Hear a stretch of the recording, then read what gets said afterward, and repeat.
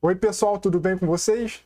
Na última aula a gente viu o que são processos, vimos que eles são estruturas de dados criadas pelo sistema operacional para estar controlando a execução de um programa. E vimos como que é a estrutura de um processo de forma geral e como que é o ciclo de vida de um processo. A gente falou sobre os 5 estados possíveis que todo processo pode acabar passando durante sua execução e também falamos de forma geral dos escalonadores de processos que existem nos sistemas operacionais. Na aula de hoje a gente vai estar vendo como é que a gente utiliza a chamada de sistemas para estar fazendo criação de processos e comunicação entre esses processos.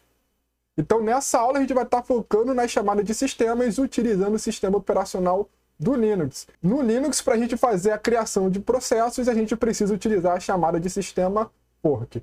Então, no momento que a gente for iniciar o nosso programa, esse programa ele vai estar rodando no processo pai. E a partir do momento que a gente rodar a chamada de sistema do fork, o sistema operacional vai criar um processo filho, que vai ser idêntico ao processo pai, ou seja, ele vai ter a mesma região de memória que o processo pai, e o processo filho ele vai começar a executar a partir do ponto onde o pai parou. Ou seja, ele vai começar executando a instrução seguinte à chamada de sistema do fork. E aí, como é que a gente vai fazer para diferenciar se a gente está executando no processo pai ou no processo filho?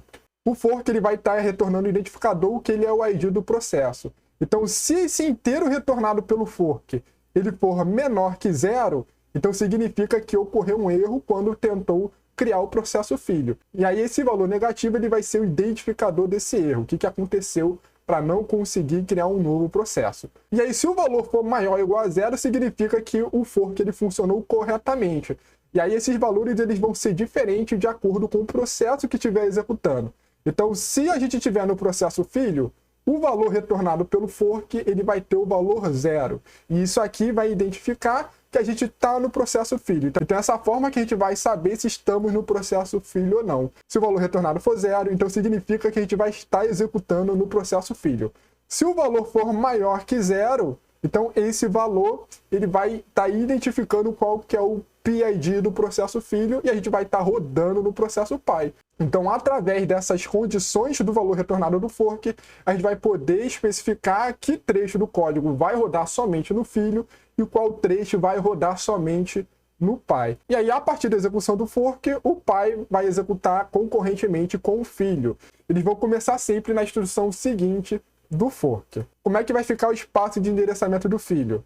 O filho ele vai ser uma réplica exata do pai, ele vai ter a mesma estrutura de dados. E a partir daí o filho ele pode estar carregando um outro programa através de uma chamada de sistema também. Então dessa forma a gente consegue estar criando novos processos e colocando ele para rodar outras coisas. De forma bem parecida dos processos daemon, aqueles processos que rodam somente em background. Então vamos ver um exemplo de como seria o uso do fork. Então aqui a gente vai ter um programa em C mostrando como que a gente vai utilizar a chamada de sistema do fork. Então a gente precisa estar exportando essa biblioteca unistd.h, que ele vai ter todas as principais chamadas de sistemas para estar lidando com processos que a gente vai precisar.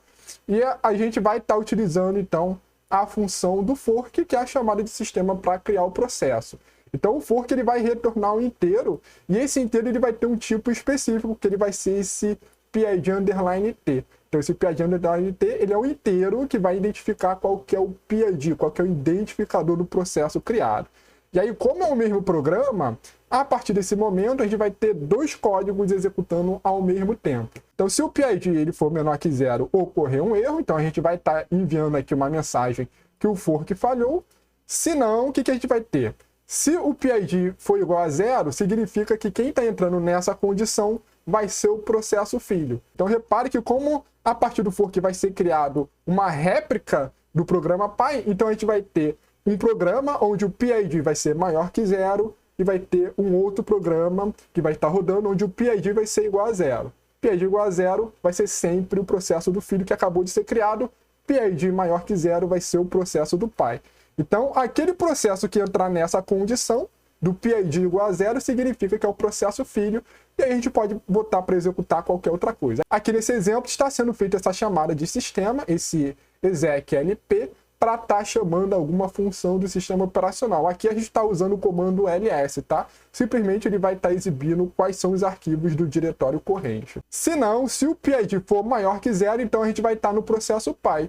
E aqui o processo pai está simplesmente esperando o processo filho acabar usando a chamada de sistema do wait, e aí ele vai imprimir na tela que o filho terminou, e aí vai terminar a execução do programa. Então, basicamente, é esse o programa.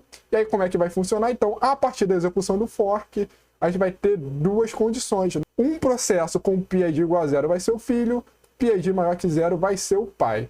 E aí, o pai vai estar esperando o filho executar, enquanto o filho ele vai estar usando a chamada de sistema, aquele execlp, para estar rodando o comando ls. Depois que o filho terminar, ele vai executar a chamada de sistema de exit para finalizar o processo. E aí, nesse momento, ele vai estar liberando o wait lá do processo pai, e aí o pai ele vai poder estar imprimindo a mensagem que o filho terminou. E depois disso, basta finalizar a execução do processo pai, e aí finaliza a execução desse programa. Então vamos ver como é que eu uso na prática desse comando do fork. Agora vamos ver aqui no VS Code como é que seria a execução desse programa fazendo a chamada de sistema do fork. Então aqui tem o mesmo programa que a gente viu no slide anterior. A gente vai estar chamando a função fork, que é a chamada de sistema, e aí esse PID vai ter o identificador do processo que foi criado. Então, se for menor que 0 ocorreu algum erro, então a gente vai estar simplesmente colocando na saída de erro que teve uma falha na chamada do fork. Se ele for igual a 0, a gente vai estar executando o comando ls. A gente vai passar aqui onde o ls está sendo implementado no Linux. Então, ele está sendo implementado nessa pasta aqui do /bin, tá? E o pai, o que ele vai fazer? Ele simplesmente vai esperar o filho e depois que o filho acabou, ele vai imprimir essa mensagem. Então vamos ver agora como é que seria para compilar esse programa. Então vamos abrir o terminal, a gente vai chamar o GCC, passar o arquivo de entrada, que é o testfork.c, passar flag "-o para ele compilar e a gente vai salvar no arquivo binário chamado de fork1. Então feito isso, foi normalmente, a gente não precisa estar especificando qual que é a biblioteca de fato, e aqui ele deu um aviso, né? Ele deu um warning falando que esse wait ele tem uma implementação implícita. Se a gente quiser resolver esse warning, a gente consegue estar importando o wait especificamente, tá? O wait ele vai estar nesse sys/wait.h. Então se a gente colocar esse wait.h aqui, a gente vai estar liberando esse warning. Então compilando aqui novamente, não aconteceu mais esse warning, tá bom? Então, feito isso, a gente consegue agora rodar o nosso arquivo binário. Então, vamos rodar ele, chamar o fork1. E a gente chamando o fork1, a gente percebe que foi executado normalmente. Então, o que aconteceu?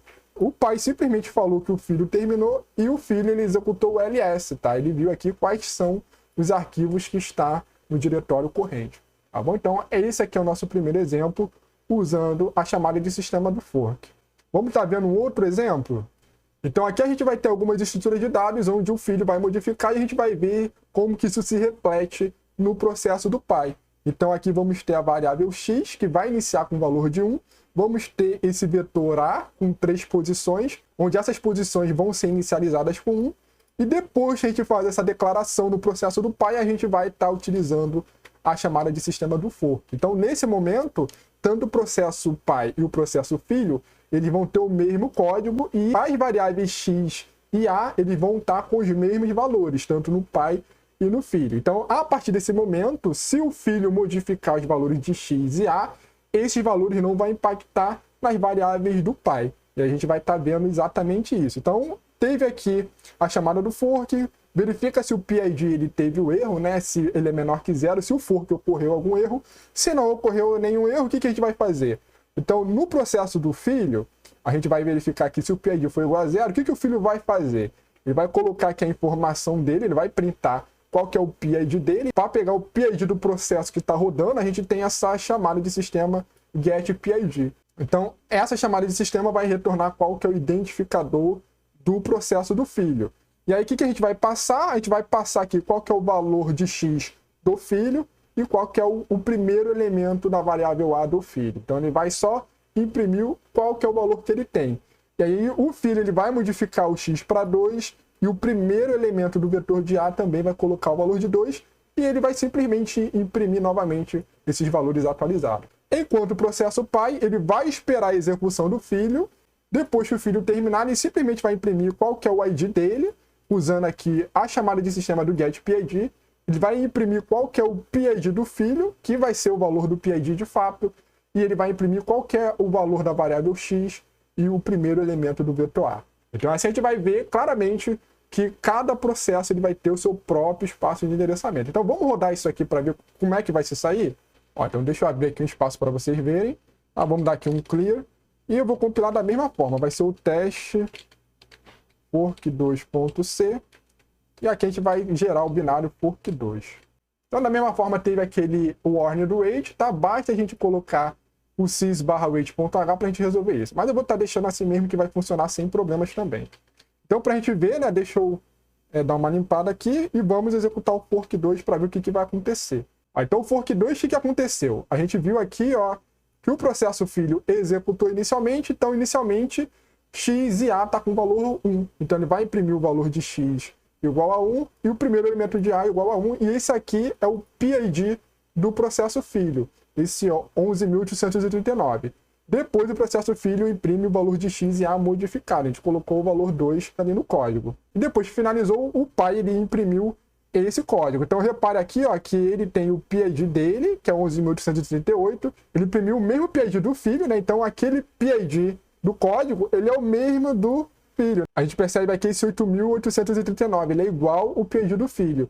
E qual que é as variáveis x e a do processo pai? Como ele não foi modificado, ele continua aqui com o valor 1. Então repare que o pai ele executou depois que o filho modificou os seus valores, as suas variáveis, para o valor de 2. Tá? Então isso aqui mostra claramente que eles têm espaço de endereçamentos separado e eles rodam em paralelo.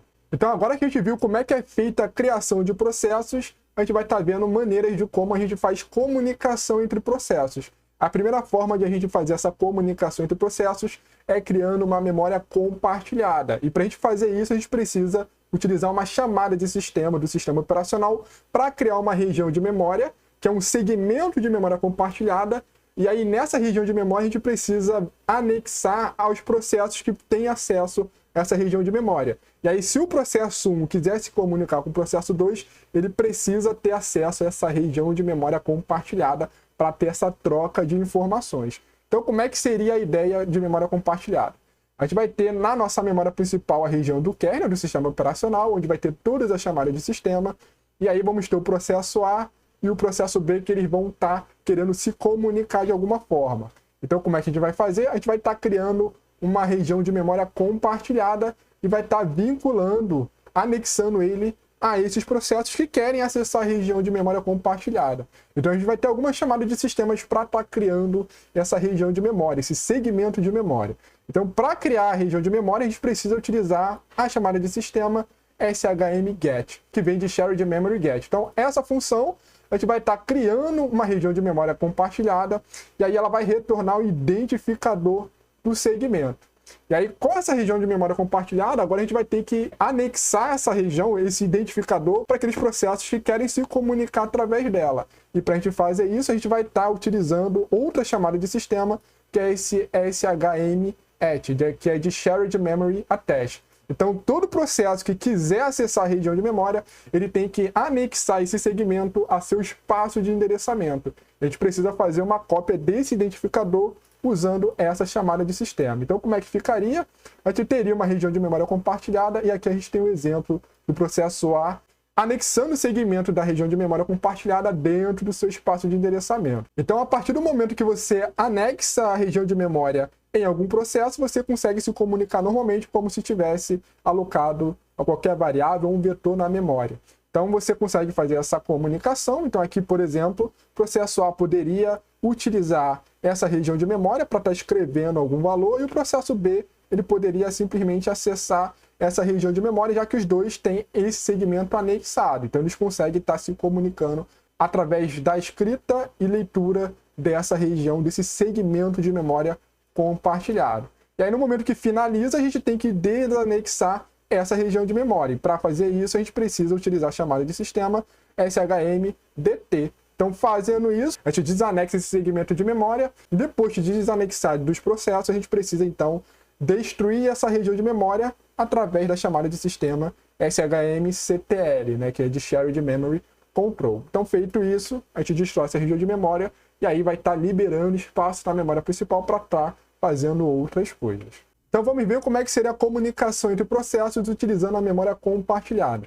Então aqui a gente vai ter o processo A e B. O processo A está querendo enviar uma mensagem para o processo B. Então como é que funcionaria isso? Primeiro, o processo A ia criar sua mensagem e aí ele ia enviar para uma região compartilhada, que é uma chamada de sistema que vai ser acessada pelo kernel do sistema operacional. Então aqui é como se a gente enviasse essa mensagem lá para o kernel, e uma vez que a mensagem está no kernel, a gente vai conseguir agora se comunicar com o processo B. Então o processo B depois ele vai receber essa mensagem enviada por A. Então repare, né, que a gente vai ter que usar uma chamada de sistema do sistema operacional para criar essa região de memória. E sempre a comunicação é feita através de chamadas de sistemas, ou seja, a gente vai ter aquela troca de contexto, né, do modo de operação do usuário para o kernel e vice-versa. Então voltamos aqui no VS Code para a gente estar vendo como é que a gente executa o programa fazendo chamada de sistema de memória compartilhada. Então a gente precisa estar incluindo esses dois cabeçalhos, o sysipc.h e o sysSHM.h, para estar tendo acesso a todas as chamadas de sistemas que lidam com memória compartilhada. Então a primeira coisa que a gente vai fazer aqui no nosso programa é estar criando duas regiões de memória compartilhada. A primeira vai ser aquele vetor A, que a gente viu no exemplo anterior do fork, que é um vetor de 3 elementos. O segundo vai ser a região compartilhada para estar armazenando a variável x, conforme a gente viu no nosso exemplo anterior. Então, para fazer a criação de memória compartilhada, a gente precisa estar utilizando a chamada de sistema shmget. E essa chamada de sistema ela vai precisar de 3 parâmetros de entrada.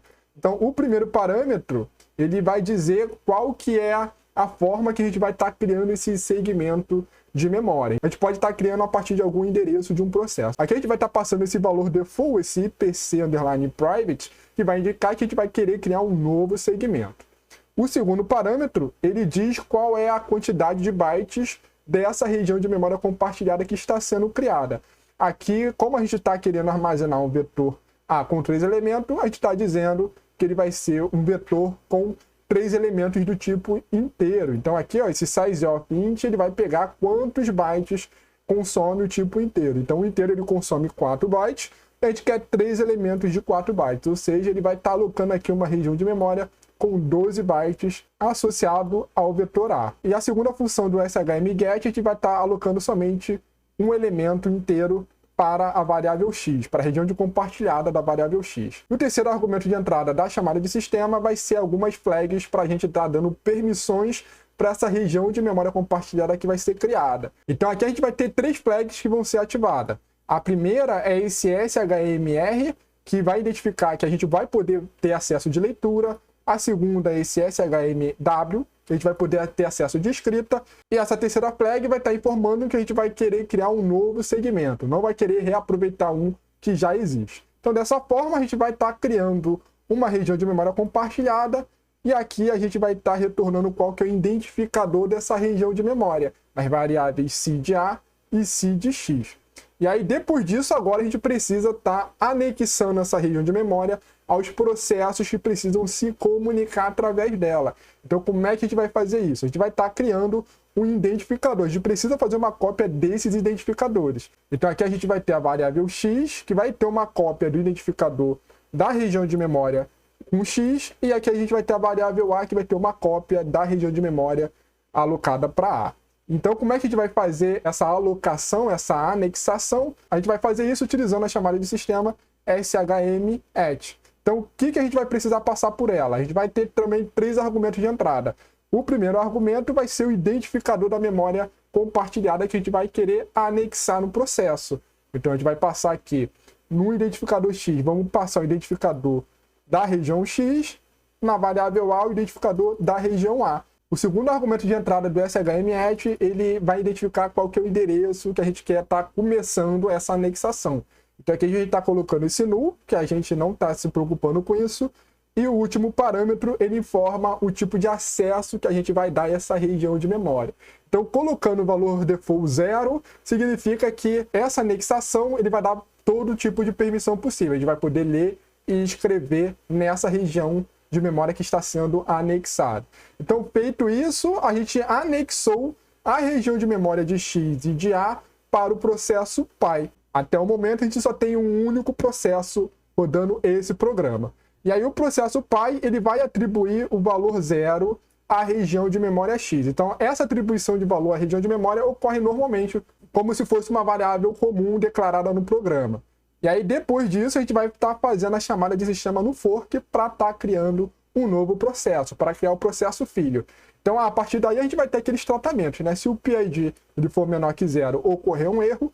Se o PID for igual a 0, a gente vai dizer aqui o que vai executar no processo filho. Se não, vamos dizer o que vai executar no processo pai. Então, vamos ver o que vai ser feito no processo filho. Então, inicialmente, o processo filho ele vai ter aqui o sleep, ou seja, ele vai ficar 20 segundos dormindo, e depois que ele acordar, ele vai estar imprimindo as informações dele. Ele vai colocar aqui quais que são os identificadores das memórias compartilhadas. A memória compartilhada para o vetor A e a memória compartilhada para o vetor X. E aí, depois disso, para a gente conseguir usar essa região compartilhada, a gente precisa anexar ao processo filho. O que foi feito anteriormente foi anexado somente ao processo pai. Depois a gente executou o fork. Então a gente precisa agora anexar o processo filho se a gente quiser se comunicar com o processo pai. Então a gente vai fazer da mesma forma. A gente vai usar o SHM-ET para estar vinculando a região do X, colocando aqui o valor de 2, e vamos usar novamente o SHM-ET para estar vinculando a região de A, colocando na variável A. E aqui no processo filho, a gente vai inicializar o vetor com A, vai colocar tudo 1 nos 3 elementos. Então repare que a gente vai estar utilizando da mesma forma como se fosse uma variável normal. E depois que ele faz essas atribuições, ele vai imprimir os valores dessa região compartilhada. Ele vai estar colocando qual que é o PID dele, e usando a chamada de sistema getPID, e ele vai estar imprimindo qual que é o valor de X e qual que é o primeiro elemento de A. Então repare que no processo pai, o X foi inicializado com 0, e o processo filho vai colocar o valor 2 nessa região compartilhada. Então vai ter essa diferença. O pai ele vai estar imprimindo 0, enquanto o filho vai colocar o 2. Então o que vai acontecer no processo pai agora? Então o processo pai ele vai começar imprimindo quais são os identificadores das regiões de A e de X. Depois ele vai dar um flush para estar liberando a saída padrão do Linux, e aí depois ele vai ficar esperando a região X ser atualizada. Então o X ele foi inicializado aqui no processo pai com o valor de 0. Então, enquanto não for atribuído o valor de 2, ele vai ficar esperando, ele vai ficar num laço infinito esperando essa região de X ser atualizada.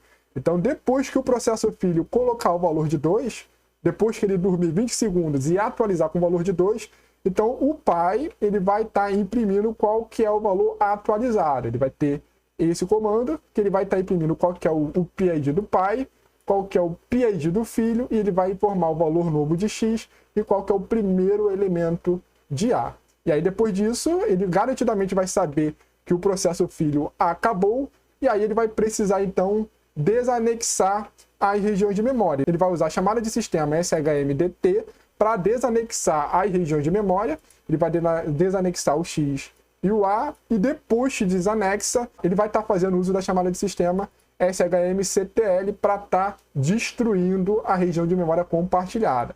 É aqui que ele vai precisar passar, ele vai passar qual que é o identificador da região de memória. O segundo argumento vai ser qual que é o comando a ser dado nessa chamada de sistema. Então esse IPC RMID, ele vai estar falando para destruir o segmento de memória.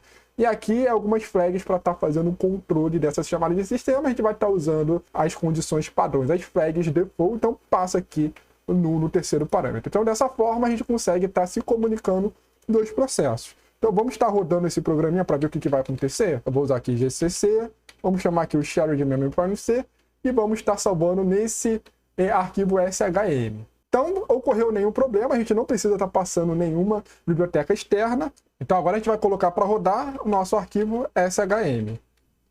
Então, o pai ele já imprimiu quais que são os identificadores das regiões de memória compartilhada, e agora o filho está dormindo durante 20 segundos, e depois disso ele vai atualizar o valor da região de X. Vai colocar o valor de 2. Então, vamos esperar o filho acordar para ver o que vai acontecer. Então, o filho acordou e imprimiu quais são os identificadores das regiões compartilhadas de X e de A, e aí ele atualizou o valor para 2 e imprimiu quais são os valores atualizados. Então, X agora é igual a 2, o primeiro elemento de A é igual a 1, depois ele finalizou, aí o pai saiu daquele loop e imprimiu as informações dele e do filho. Então, o PID do pai é esse 14.545, o PID do filho, e aí os valores que o filho atualizou. Então, o pai leu o valor 2 de X e o valor 1 do vetor 0. Então, repare que o pai ele não inicializou o vetor 0, então ele pegou o valor que foi atribuído pelo processo filho. Então, essa é uma maneira de a gente fazer a comunicação entre processos, através de chamada de sistemas de memória compartilhada. E, por fim, a gente vai ver uma outra forma de fazer comunicação entre processos através do uso de pipes, da chamada de sistemas de pipe. Então, o pipe ele permite a gente criar um canal unidirecional para fazer comunicação de pelo menos entre dois processos. Então, como é que é o uso do pipe? Então, o pipe a gente precisa passar dois descritores de arquivos, esses FDs. E aí, o primeiro descritor, ele sempre vai ser utilizado para leitura, enquanto o segundo sempre vai ser utilizado para escrita. E aí, como é que funciona o uso dele? A gente pode considerar que um pipe é como se fosse um cano, né? Onde um processo ele só pode falar de uma extremidade e o outro processo só pode falar da outra extremidade. Então, por exemplo, se a gente considerar que essa extremidade é sempre de leitura, a gente só pode ter um processo fazendo a leitura e um outro processo fazendo a escrita. Então, no momento que a gente inicializar o pipe, a gente vai ter que especificar qual processo vai poder ler e qual processo vai poder escrever. Então, se a gente considerar que o pai ele sempre vai escrever em uma extremidade, ele precisa fechar a outra extremidade. Então, se ele vai escrever, ele precisa fechar a extremidade de leitura. E aí o filho, ele vai, nesse nosso exemplo, ele vai fazer somente a leitura. Então o filho, como ele só vai fazer a leitura, ele precisa fechar a extremidade de escrita. E aí vai fazer a comunicação utilizando chamadas de sistemas de write e read nesse pipe. E aí o pipe ele pode funcionar como se fosse arquivos, passando os file descriptors. Então aqui a gente vai ter um FD, onde o 0 vai representar o arquivo de leitura e o 1 vai representar o arquivo de escrita. Então vamos ver como é que funcionaria a comunicação usando pipe. Então voltamos no VS Code, vamos ver como é que é o uso do pipe. Então, para facilitar qual que é a identificação do file descriptor de escrita e de leitura, eu criei essas constantes para estar facilitando a gente. Então, o descriptor 0, ele significa que a gente vai estar lendo informações, enquanto o 1 significa que a gente vai estar escrevendo informações. Então, cada processo ele só pode usar uma dessas extremidades, a extremidade 0 ou 1. E aí, como é que vai ser o uso da chamada de sistema do pipe? Então, para criar o pipe, a gente precisa simplesmente passar um vetor de dois elementos, um indicando cada extremidade do pipe. Então, a gente vai estar criando aqui esse FD, um vetor de dois elementos inteiro, onde o primeiro elemento é sempre o 0 e o segundo elemento é sempre o valor 1, especificando qual que é a extremidade de leitura e qual que é a extremidade de escrita. Então, nesse momento, depois que a gente cria esse file descriptor, a gente inicializa a chamada de sistema do pipe. Então, ele vai tentar criar essa região na memória do sistema operacional. Então, se tiver algum erro, a gente vai imprimir um erro. Se não, a gente conseguiu criar essa região compartilhada. E aí, o que a gente vai fazer para fazer a comunicação? A gente vai usar o fork para estar criando o processo filho. Vamos ver se criou o processo filho corretamente. E aí, se criou corretamente, a gente vai especificar o que vai ser feito no pai e o que vai ser feito no filho.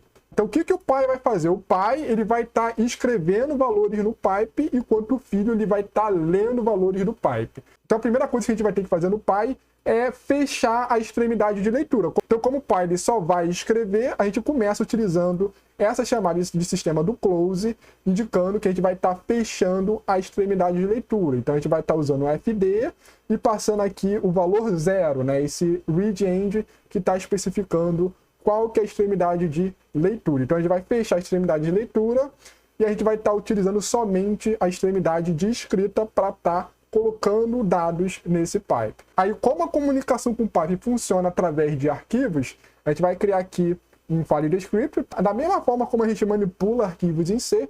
Então, a gente criou aqui esse string, que ele é do tipo file. A gente vai estar abrindo esse arquivo usando a função fdopen, passando aqui qual que é a extremidade de escrita do pipe. A gente vai estar usando o fd, acessando o elemento 1, que indica a extremidade de escrita. A gente vai dar usando a permissão de escrita nesse arquivo. E aí, depois que a gente fez a abertura desse arquivo, a gente consegue estar manipulando normalmente, como a gente faz com o arquivo em C. Então aqui, ó, a gente vai estar usando o fprintf para estar escrevendo nesse arquivo, para estar escrevendo texto. Então aqui a gente vai mandar uma mensagem de oi, e aqui vai mandar uma mensagem do pai falando qual que é o PID do pai, né? Para a gente estar identificando que são processos realmente rodando diferentes. E aí, depois de colocar essas duas mensagens, a gente vai fechar o arquivo com fclose normalmente. E aí, depois que a gente finaliza o uso do pipe, a gente precisa fechar a extremidade de escrita. Então, a gente vai dar um close, fechando especificamente a extremidade de escrita do pipe. Então, isso aí finaliza a comunicação com o pai. Aí, o que o filho vai fazer? A gente vai olhar aqui no else. Então, o filho, ele vai somente ler. Então, ele começa fechando a extremidade de escrita. Ele vai usar o close, fechando a extremidade aqui, o FD1, onde 1 é o segundo elemento desse file descriptor. Então, a gente está fechando a extremidade de escrita, e aí o filho ele vai começar a ler esse valor do pipe. Então, ele vai também inicializar o string do tipo file, e ele vai abrir esse arquivo no modo de leitura, tá? Passando aqui a extremidade de leitura do pipe. Então, esse FD está com o elemento 0, né? Esse readEnd, ele é a constante com valor 0, indicando que é a extremidade de leitura, e aí ele vai fazer um while lendo todos os caracteres que são colocados nesse arquivo do pipe, tá? A gente vai ter esse while fazendo esse fgetC, que ele vai pegar o caractere do arquivo, do stream, até a gente encontrar o fim do arquivo, né? Esse end of file. E todo o caractere que ele encontra, a gente vai estar imprimindo no terminal, na tela, né? Na saída padrão, usando a função put_char. E depois que a gente finalizar o arquivo, a gente vai fechar o arquivo de string e vai fechar a extremidade usando a função close, passando o file descriptor do pipe à extremidade de leitura. Então é assim que a gente tem a comunicação usando o pipe, né? Sempre a gente tem essa comunicação unidirecional. Um lado você escreve e o outro você lê. Então agora a gente vai rodar esse programa e ver como é que vai ser o funcionamento dele. Então vamos limpar aqui, usar o gcc test pipe.c e vamos salvar o arquivo pipe. Então, não precisa passar nenhuma biblioteca externa também.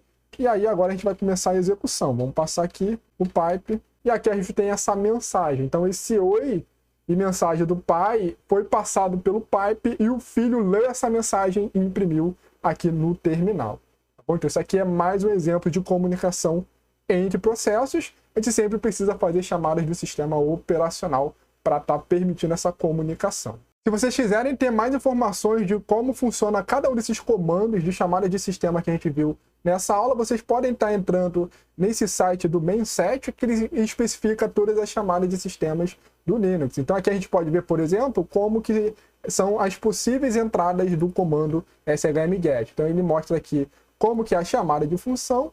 Então ele vai estar especificando o tipo de configuração que a gente pode passar, né? Quais são as flags, como que é passado essa chave inicial para estar identificando o início da região de memória compartilhada. Então vocês podem estar conferindo aqui o tipo de flag, né? Ele sempre especifica bem e mostra exemplos de uso de cada chamada de sistema.